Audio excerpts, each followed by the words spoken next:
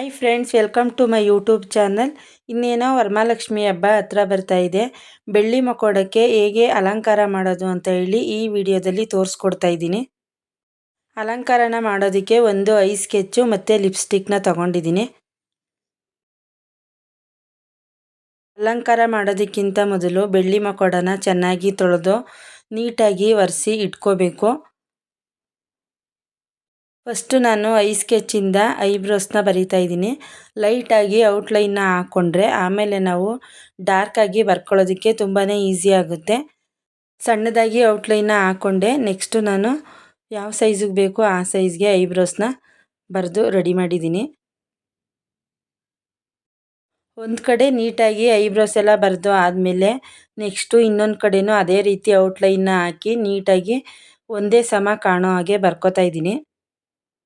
I ಸ್ಕೆಚ್ಚಲ್ಲಿ ಐಬ್ರೋಸ್ನ ಬರಿತಿರೋದ್ರಿಂದ ಡಾರ್ಕಾಗೂ ಕಾಣುತ್ತೆ ಮತ್ತು ತುಂಬ ಹೊತ್ತು ಕೂಡ ಇರುತ್ತೆ. ಮತ್ತು ನಾವು ವಾಶ್ ಮಾಡೋವರೆಗೂ ಅದು ಹೋಗಲ್ಲ, ಅದೇ ರೀತಿ ಇರುತ್ತೆ. ಐಬ್ರೋಸ್ ಎಲ್ಲ ಬರೆದಾದ್ಮೇಲೆ ನೆಕ್ಸ್ಟು ನಾನು ಕಣ್ಣಿಗೂ ಕೂಡ ಲೈಟಾಗಿ ಬರ್ಕೋತಾ ಇದ್ದೀನಿ. ಫಸ್ಟು ಲೈಟಾಗಿ ಬರೆದು ಆಮೇಲೆ ಡಾರ್ಕಾಗಿ ಯಾವ ಸೈಜಿಗೆ ಬೇಕೋ ಆ ಸೈಜ್ಗೆ ಕಣ್ಣುಗಳನ್ನ ಬರಿತಾ ಇದ್ದೀನಿ. ಯಾರು ನನ್ನ ಚಾನಲ್ನ ಸಬ್ಸ್ಕ್ರೈಬ್ ಮಾಡ್ಕೊಳ್ದೆ ವೀಡಿಯೋಗಳನ್ನ ಹಾಗೆ ಹೊಸ್ದಾಗಿ ನೋಡ್ತಿರ್ತೀರ, ದಯವಿಟ್ಟು ಸೈಡಲ್ಲಿ ಬರೋ ಬೆಲ್ ಬಟನ್ನ ಪ್ರೆಸ್ ಮಾಡಿ ನನ್ನ ಚಾನಲ್ನ ಸಬ್ಸ್ಕ್ರೈಬ್ ಮಾಡ್ಕೊಳ್ಳಿ. ಬೆಲ್ ಬಟನ್ನ ಪ್ರೆಸ್ ಮಾಡೋದ್ರಿಂದ ನಾನು ಮಾಡೋ ಪ್ರತಿಯೊಂದು ಹೊಸ ವಿಡಿಯೋ ನೋಟಿಫಿಕೇಷನ್ನು ಫಸ್ಟು ನಿಮಗೇ ಬರುತ್ತೆ. ಕಣ್ಣಿನ ಸುತ್ತ ಔಟ್ಲೈನ್ ಎಲ್ಲ ಹಾಕಿದ್ಮೇಲೆ ಕಣ್ಣುಗಳನ್ನ ಮೀಡಿಯಮಾಗಿ ಬರ್ಕೋತಾ ಇದ್ದೀನಿ. ತುಂಬಾ ದಪ್ಪ ಬರೆಯೋದ್ರಿಂದ ನೋಡೋದಕ್ಕೆ ಅಷ್ಟು ಲಕ್ಷಣ ಕಾಣೋದಿಲ್ಲ. ಹಾಗಾಗಿ ನಾನು ಮೀಡಿಯಮಾಗಿ ಬರ್ಕೋತಾ ಇದ್ದೀನಿ. ಬೆಳ್ಳಿ ಲಕ್ಷ್ಮಿ ಮಕೋಡಕ್ಕೆ ಅಲಂಕಾರನ ಮಾಡುವಾಗ ಮೇನಾಗಿ ಚೆನ್ನಾಗಿ ಕಾಣೋದು ಕಣ್ಣುಗಳು. ಕಣ್ಣುಗಳಿಗೆ ಸಾಧ್ಯವಾದಷ್ಟು ಚೆನ್ನಾಗಿ ಅಲಂಕಾರನ ಮಾಡಬೇಕು. ತುಂಬ ದಪ್ಪ ಆದ್ರೂ ಕೂಡ ಚೆನ್ನಾಗಿ ಕಾಣಿಸಲ್ಲ, ತುಂಬ ಸಣ್ಣ ಆದ್ರೂ ಕೂಡ ಚೆನ್ನಾಗಿ ಕಾಣಿಸಲ್ಲ.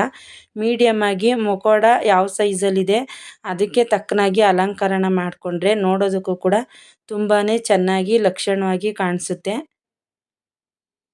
ಇವಾಗ ಸಂಪೂರ್ಣವಾಗಿ ಕಣ್ಣುಗಳ ಅಲಂಕಾರನ ಮಾಡಿ ಮುಗಿಸಿದ್ದೀನಿ.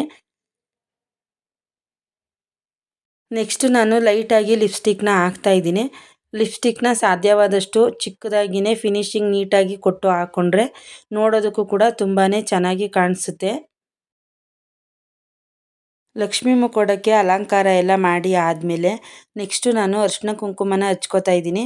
ಅರಿಶಿನ ಕುಂಕುಮನ ಹಚ್ಚೋದಕ್ಕೆ ಸ್ವಲ್ಪ ಗಂಧನ ಕಲಸಿ ಹಚ್ತಾ ಇದ್ದೀನಿ. ಹಾಗೆಯೇ ಒದ್ದೆ ಕೈಯಲ್ಲಿ ಹಚ್ಚೋದ್ರಿಂದ ಅರಿಶಿನ ಕುಂಕುಮ ಎಲ್ಲ ಉದುರೋಗೋ ಚಾನ್ಸ್ ಇರುತ್ತೆ. ಗಂಧನ ಹಚ್ಚಿ ಅದ್ರ ಮೇಲೆ ಅರಿಶಿನ ಕುಂಕುಮನ ಹಚ್ಚಿದ್ರೆ ತುಂಬ ಹೊತ್ತು ಹಾಗೇ ಇರುತ್ತೆ, ನೋಡೋದಕ್ಕೂ ಕೂಡ ಚೆನ್ನಾಗಿ ಕಾಣಿಸುತ್ತೆ. ಮುಖಕ್ಕೆ ಸಾಧ್ಯವಾದಷ್ಟು ಡೆಕೋರೇಟಿವ್ ಐಟಮ್ಸ್ನ ಕಡಿಮೆ ಮಾಡಿ ಅರಿಶಿನ ಕುಂಕುಮದಿಂದನೇ ಅಲಂಕಾರನ ಮಾಡ್ಕೊಳ್ಳಿ. ತಾಯಿ ಮಹಾಲಕ್ಷ್ಮಿಗೆ ಅರಿಶಿನ ಕುಂಕುಮ ಅಂದರೆ ತುಂಬಾ ಪ್ರೀತಿ. ಅರಿಶಿನ ಕುಂಕುಮದಿಂದ ಅಲಂಕಾರ ಮಾಡಿದಷ್ಟು ತಾಯಿ ಮುಖದಲ್ಲಿ ಕಳೆ ಹೆಚ್ಚಾಗುತ್ತೆ, ನೋಡೋದಕ್ಕೂ ಕೂಡ ತುಂಬಾ ಲಕ್ಷಣವಾಗಿ ಕಾಣಿಸುತ್ತೆ. ಕುಂಕುಮ ಎಲ್ಲ ಹಚ್ಚಿ ಆದಮೇಲೆ ನೆಕ್ಸ್ಟು ನಾನು ಕೆನ್ನೆಗೂ ಕೂಡ ಗಂಧನ ಹಚ್ಚಿ ಅದ್ರ ಮೇಲೆ ಅರಿಶಿನ ಹಚ್ಕೋತಾ ಇದ್ದೀನಿ. ವರಮಹಾಲಕ್ಷ್ಮಿ ಹಬ್ಬನ ಸಾಮಾನ್ಯವಾಗಿ ಆಷಾಢ ಮಾಸದಲ್ಲಿ ಬರೋ 2ನೇ ಶುಕ್ರವಾರ ಆಚರಿಸ್ತೀವಿ. ವರಮಹಾಲಕ್ಷ್ಮಿ ಹಬ್ಬ ಬೇರೆ ಹಬ್ಬಗಳಿಗಿಂತ ತುಂಬಾ ವಿಶೇಷ ಅಂತಲೇ ಹೇಳ್ಬೋದು. ಯಾಕೆ ಅಂದರೆ ತಾಯಿ ಮಹಾಲಕ್ಷ್ಮಿನ ನಮ್ಮ ಮನೆಗಳಲ್ಲಿ ನಮ್ಮ ಇಷ್ಟಾನುಸಾರ ಪ್ರತಿಷ್ಠಾಪನೆ ಮಾಡಿ ಅಮ್ಮನ್ನ ಪೂಜೆ ಮಾಡೋದ್ರಿಂದ ಈ ಹಬ್ಬ ತುಂಬಾ ವಿಶೇಷ. ಹಬ್ಬ ಹತ್ರ ಬರ್ತಿದ್ದಾಗೇ ಹಬ್ಬದ ಕೆಲಸ ಎಲ್ಲ ಶುರು ಮಾಡ್ಕೊಂಡಿರ್ತೀವಿ. ಈ ವರ್ಷ ಯಾವ ರೀತಿ ಸೀರೆನ ತಗೊಳ್ಳೋದು, ಅಮ್ಮನವ್ರನ್ನ ಯಾವ ರೀತಿ ಅಲಂಕಾರ ಮಾಡಿ ಈ ವರ್ಷ ಪೂಜೆನ ಮಾಡ್ಕೊಳ್ಳೋದು ಅಂತ ಹೇಳಿ ಎಲ್ಲ ತಯಾರಿನೂ ಮಾಡ್ಕೋತಿರ್ತೀವಿ. ಲಕ್ಷ್ಮಿ ಮಕೋಡಕ್ಕೆ ಅಲಂಕಾರ ಎಲ್ಲ ಮಾಡಿ ಆದಮೇಲೆ ನೆಕ್ಸ್ಟು ನಾನು ಓಲೆನ ಹಾಕ್ತಾಯಿದ್ದೀನಿ. ಚಿನ್ನದ ಓಲೆನ ಹಾಕೋರು ಫಸ್ಟು ನಿಧಾನವಾಗಿ ಓಲೆನ ಹಾಕಿ ಆಮೇಲೆ ತಿರುಪನ್ನ ಹಾಕಿ ಟೈಟ್ ಮಾಡ್ಕೋಬೇಕು. ತಾಯಿ ಮಹಾಲಕ್ಷ್ಮಿ ಅಲಂಕಾರ ಪ್ರಿಯೆ. ಎಷ್ಟೇ ಅಲಂಕಾರ ಮಾಡಿದ್ರೂ ಕೂಡ ಇನ್ನೂ ಮಾಡ್ತಾನೆ ಇರಬೇಕು ಅನಿಸುತ್ತೆ.